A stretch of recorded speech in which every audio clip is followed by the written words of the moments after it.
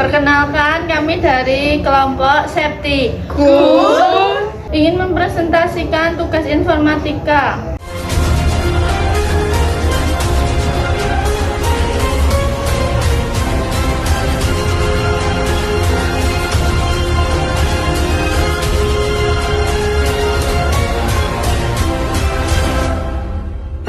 Are you ready for it? Down, yeah. I've been feeling so.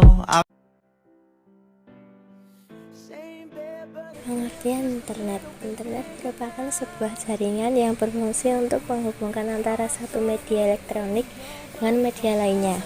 Jaringan komunikasi inilah yang akan mentransfer data secara tepat dan cepat melalui frekuensi tertentu. Adapun standar global penggunaan internet sendiri telah memakai Internet Protocol atau Transmission Control Protocol IP atau TCP.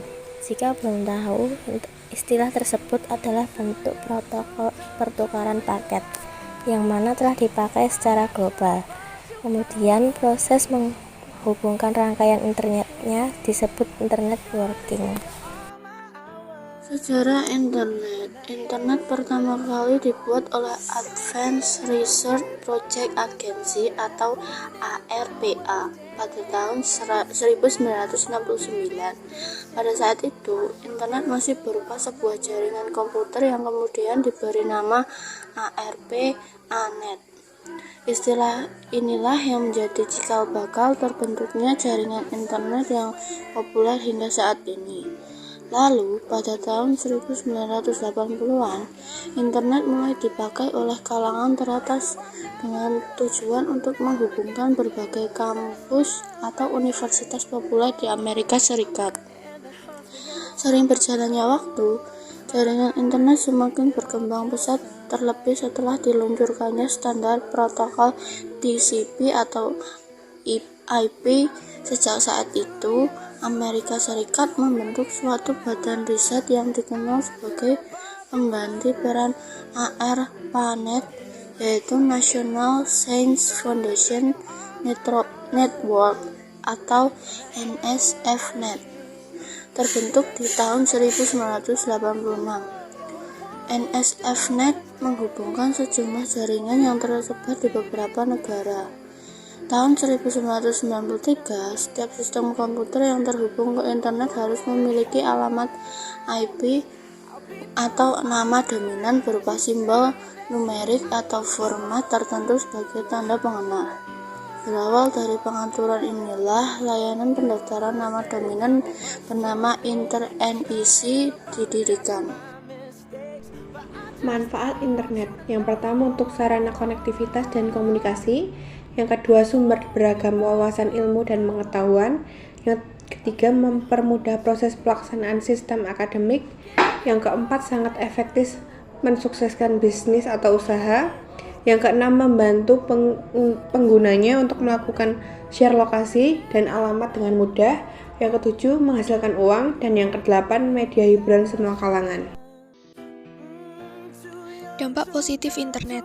Banyak layanan umum termasuk layanan pemerintah, banyak konten untuk hiburan, mengenal budaya baru, mendapat informasi terkini, mendapat kenalan baru, mudah dalam komunikasi, mudah mencari informasi, mudah transaksi bisnis, komunikasi tidak terbatas, mudah bekerja jarak jauh, tempat untuk menghasilkan karya.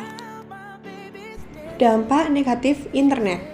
Yang pertama, membahayakan informasi pribadi. Yang kedua, banyak penipuan. Yang ketiga, pelecehan seksual atau cyberbullying. Yang keempat, banyak video atau gambar terkait kekerasan. Yang kelima, anti-sosial. Yang keenam, banyak informasi palsu atau hoax. Yang ketujuh, konten pornografi. Dan yang kedelapan, kecanduan internet. Contoh dampak negatif internet. Hoax. Berita bohong atau hoax adalah informasi yang sesungguhnya tidak benar adanya. Hal ini tidak sama dengan rumor, ilmu semu, atau berita palsu maupun April Mop. Cara mudah mengenali berita hoax. 1. Periksa situs dan kualitas artikel. 2. Manfaatkan Google Image. 3. Periksa kebenarannya. 4. Hati-hati dengan judul provokatif. Cermati alamat situs, periksa fakta, cek keaslian foto. Contoh berita hoaks, berita tentang babi ngepet. Berita hoaks babi ngepet tersebar pada tahun 2021. Berita hoaks ini berawal dari tersangka yang bernama Al menyebarkan isu berupa babi ngepet yang muncul di daerah Bedahan Sawangan, Depok. Al mengaku bahwa rumor babi ngepet ini digunakan sebagai solusi untuk warga yang selalu mengeluh kehilangan uang dari 1 juta sampai 2 juta. Untuk mendukung berita tersebut agar semua warga percaya, ia merekayasa cerita bahwa terjadi penangkapan babi ngepet yang salah satu caranya harus telanjang.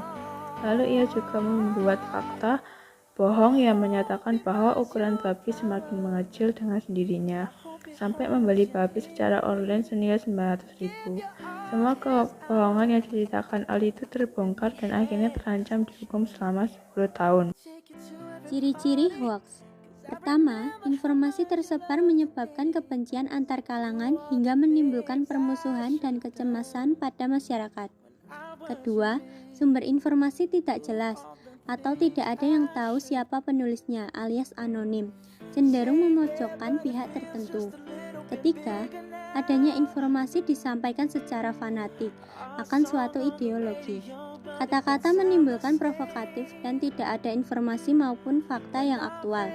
Keempat, biasanya penulisannya berantakan, seperti ada huruf kapital, huruf bold, banyaknya tanda seru, serta sumber tidak jelas atau terpercaya.